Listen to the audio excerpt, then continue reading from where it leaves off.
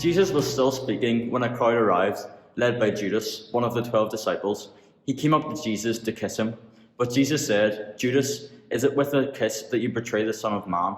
When the disciples who were with Jesus saw what was going to happen, they asked, "Shall we use our swords, Lord?"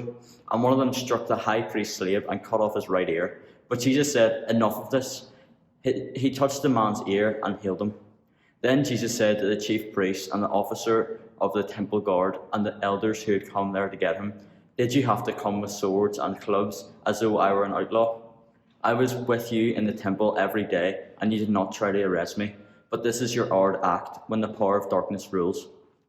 They arrested Jesus and took him away into the house of the high priest, and Peter followed at a distance.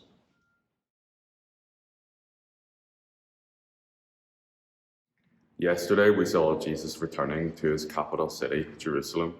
This is our second story, when Jesus was arrested on the Mount of Olives. Jesus had gone with his disciples to the Mount of Olives after the Last Supper. He had gone there to pray because he knew what was going to happen to him that first Easter weekend. In today's story, Jesus was in a really frightening situation. I think all of us know what it's like to feel frightened by something. Some of us might feel frightened by the dark, or by some strangers, or by finding yourself lost and alone. This is what Jesus' situation was like. It was very dark and it was very quiet. But then a large crowd of officials, powerful people, and soldiers arrived. But worse, they were led by one of Jesus' disciples, Judas. They came to arrest Jesus, led by his best friend, armed with swords.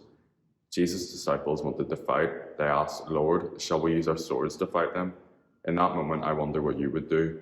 Run, fight, hide, say it wasn't you, beg to be let off, scream. We might do any of those things, but what was Jesus going to do? He could have done anything. He had the power to throw the soldiers down the hill. He could have flown away or just disappeared. He could have done any of those things. It would have been easy for him to get away. But instead, he took the time to heal one of his enemies who had been hurt.